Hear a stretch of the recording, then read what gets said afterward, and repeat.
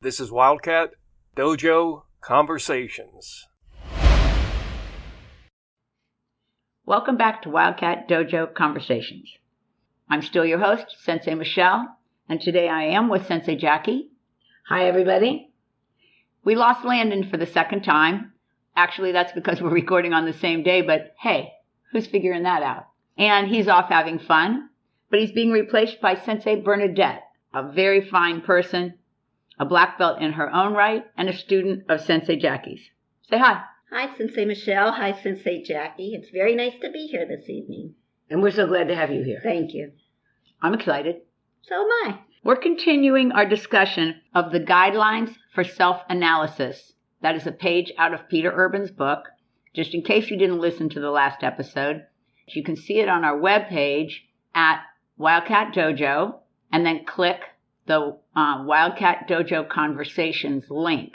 And we have a picture of it so you can read it. But I, of course, suggest that you buy and read the book, which is awesome, called The Karate Dojo by Peter Urban. So the next section of self-analysis that he did 18 characteristics. I mean, I'm only going to tackle 4 of them in 2 different podcasts. So it can get talky, especially if you're talking to yourself. So moving into this first one, he begins with one called that folds under point fighting, that will fold in Ju Kumite. And then it goes to loses control and is self-controlled. And I want to say, as my personal caveat here, that there are 2 kinds of people who enter the dojo. The ones who love to fight and just can't wait to get on with it, even though they don't know anything about it yet, and they fight without inhibition. And then also those who do fold constantly. Both end up growing and both take different paths to get there. But his simplification of somebody who always folds under point fighting implies to me that anybody who was rambunctious and overconfident didn't make it very long in that dojo.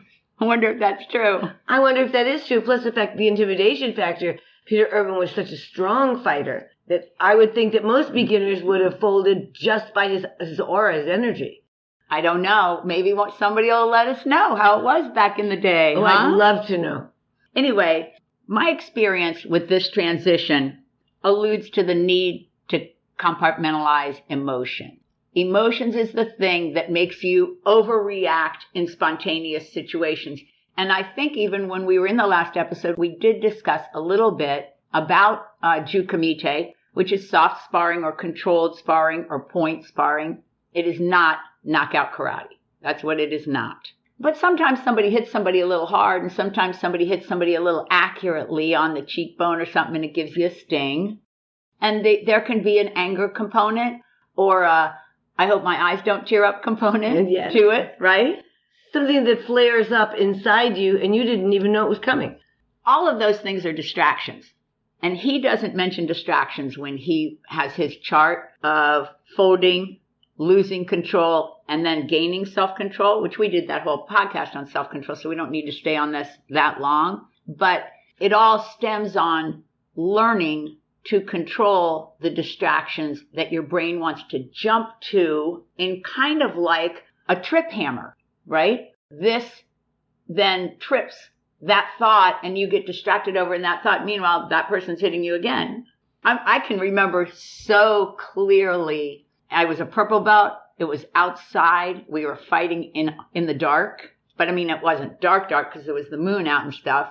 And we were on a hill, and the guy was fighting was taller than me. So 2 things happened. 1, I realized to get on the upside of the hill and stay on the upside of the hill so it wasn't so short. And 2, even though he hit me hard, I did not get mad. And that was the first conscious time that happened to me, was that I stayed focused on just how to fight rather than manage the anger. And I just remember it honestly so clearly. It was one of those epiphany moments. I'm wondering, Sensei Bernadette, when you started fighting, if you had any of the experiences I did, not so much like Sensei Michelle, where she was controlling anger, but controlling how you thought you looked, how you thought you were, am I good enough a fighter? Did you have any of those feelings? I had one experience where I actually got hit pretty hard and I lost my breath. And my big concern was just get myself together, catch my breath and move on. But it was difficult because it took the wind out of me. Oh, yes. And I had to return to fighting and not be temperamental to the person I was fighting. But, which is exactly what we're saying. Exactly. You know, you have to manage that emotion. And that emotion, it takes all kinds of forms. And even when you think you have it under control, one will pop in that you didn't see coming after you're very experienced at controlling them. Oh, yes. Right? And it's not just in fighting, it's in driving. I use driving a lot, but that's where we are today. We are in cars, going places, being frustrated by traffic. So it's definitely in driving, and it's definitely in dealing with one-on-one people. Could be bosses, could be coworkers. Someone explained to me that where they work, they think they do so much more than the other people in the room. And so that there's a huge boulder on this person's shoulders to try to constantly get perspective back and make it about the job and not about the anger because the other people really don't work as hard. So that's another place where you're going to manage that, right? And I'm sure you've seen that in the workforce, too, because you are a working woman. yes, I have seen it where most, a lot of the people carry the load and Some people don't. So where Peter Urban says folds in fighting and then loses control, I've always put those two together and said either fold inward or lash out irrationally. And both of those are non-productive, where our entire podcast on self-control said, self-control is a superpower, folks. Get with it and be happy. That's right. Right? So to finish it up, there's this really magical balance between efficiency and spontaneity. And that makes life smoother with a better flow line. And that's what we're all aiming for, where we can work as efficient as we can. And yet when things happen, it doesn't mess us up so bad that we just fly off into some crazy distraction, right? That's right. When I talk about this to my students, and I'll talk to Landon about whether we can make this into any kind of graph. I don't know if we can, but you guys have both seen it. I put that straight horizontal line across a sheet of paper, and then I make almost what looks like kind of an EKG or a radio wave that goes above and below the line, and that's our daily life. And our aim here is not to get so far off the line that it takes us 4 minutes to get back to balance. If we could stay on the line, well, first off, it would imply death, so that would be weird looking. But second, we would be working at peak efficiency. Which we probably will never really get. Just to give a little shout out to a future podcast, that spot where we pass the line is where Peter Urban might have said, where we're in that Zen moment of zeal, energy, and nowness. Yes. And that is the place we want to be. But if you think about getting there, you can't get there. So you really just have to do the life that is in front of you, managing the different distractions the best you can. And maybe in reflection, you can see that felt like a really nice moment. But you don't know when it's happening what it is, right? That's right. Okay, do you guys have anything else on? Just to review, it was folds, loses control, and is efficient. Or he said self-controlled. no sense. I don't think I have anything else on that right now. Okay then, on we push. The last one I'm going to finish with is about kind of not unlike what Mario said in his letter, kind of like setting your own karate goals and setting your own goals in life and getting things done. As a beginner, the person will not read. That's how he said it, will not read.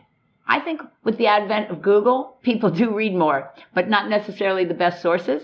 That's true. Right. But I think the implication here is that they don't search out growth on their own. Will not read, in my mind, it implies they just wait for somebody to tell them something in the dojo. They don't search out the information.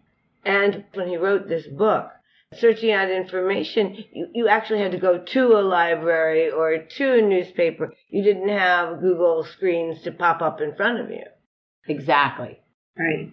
And then from there, it doesn't listen to others. And I think this relates to the earlier thing we said about how people will, in the beginning of training, try to fight to hang on to their weaknesses, as opposed to really try to work their way out of those weaknesses, whatever they are.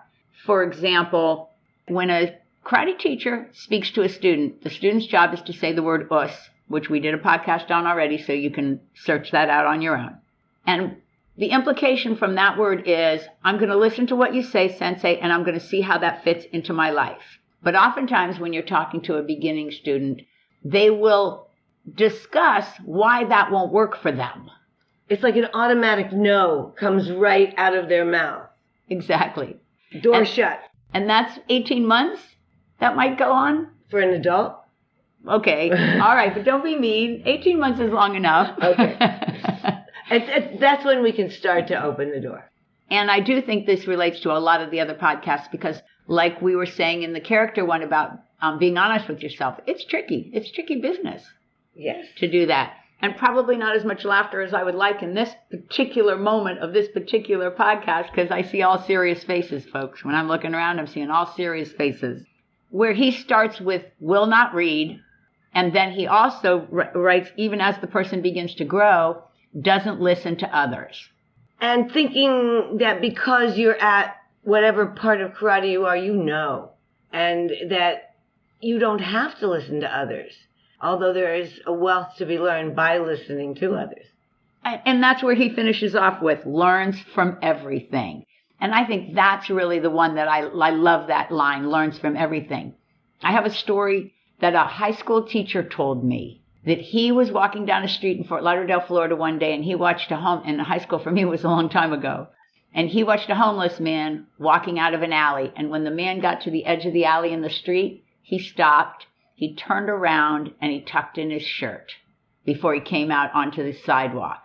And what the literature professor said to me at the time was, this man had his own sense of dignity, and I got to witness that and learn from that. I got to learn something from watching this man who another person would look at us and say, that man had nothing to teach me, but that wasn't true, was it? And that's a cool story that's clearly affected me because it's stayed in my mind all this time. It's a beautiful story and something to remember. Maybe I'll share another story, which I also like. I'm probably going to really mess this story up. So when I do, and you actually know the real way the story was told, you can write me. It's called The Verger.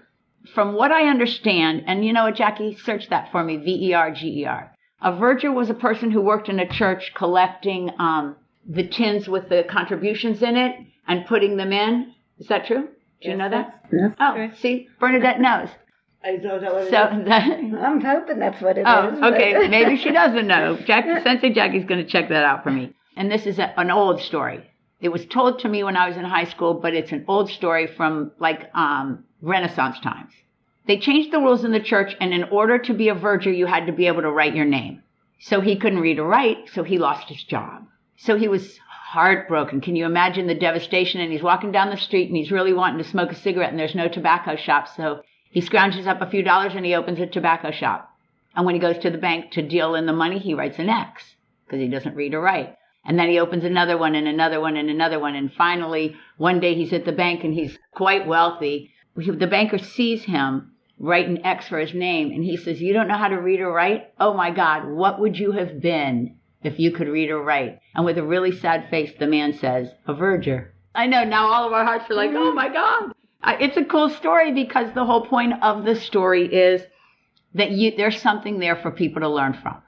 There's something out there to be learned every minute of every day if only you're paying attention to your life.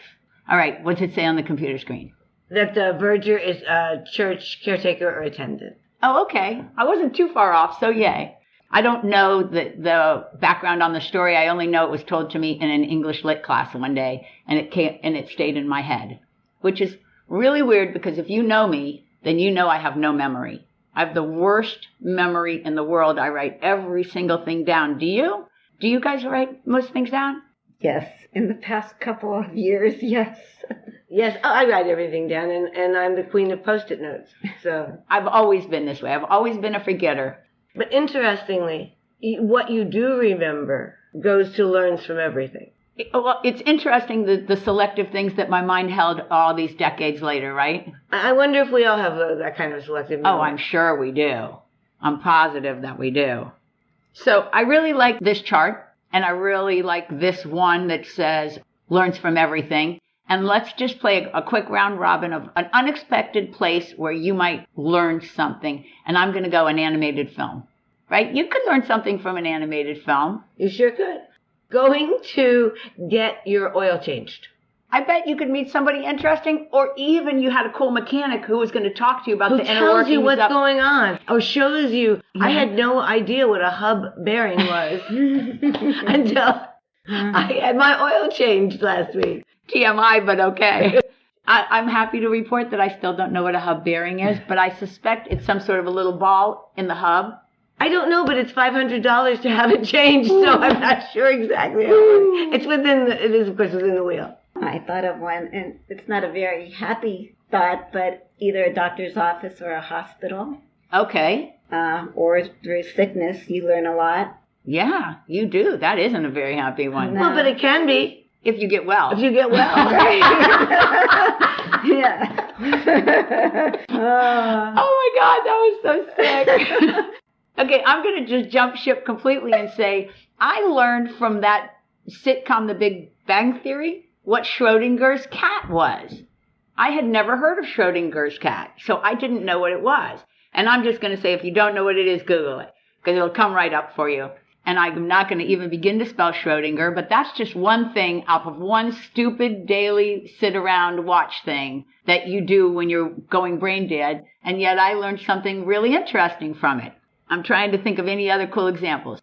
I think not growing up with a computer, and then when somebody puts you in front of a computer and you have to start learning, and you start finding things out for yourself when you start exploring through the computer. That's a good example. You can learn a lot about yourself and about your learning style and about how you like to work by how you do things on the computer, because there's always more than one way. I was going to say to skin a cat, but since we just went down the world of Schrodinger, I don't know if I should.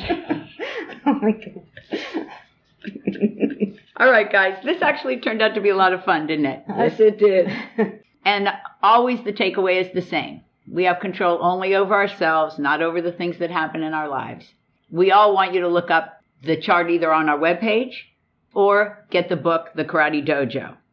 Now let's tell them the name of our webpage, Jackie, and how to get in touch with us, okay? Yes, our webpage is wildcatdojo.com, and you can get in touch with us at dojoconversations@aol.com or on our Facebook page, Wildcat Dojo. Before we close, I was thinking that this might be a good time to mention, do you have a small or a large business and you would like to become a sponsor for us? How cool would that be? Yes. Hey, just get in touch. She just told you how. Say goodbye, guys. Bye. Bye, everybody. I'm Sensei Michelle signing off for today.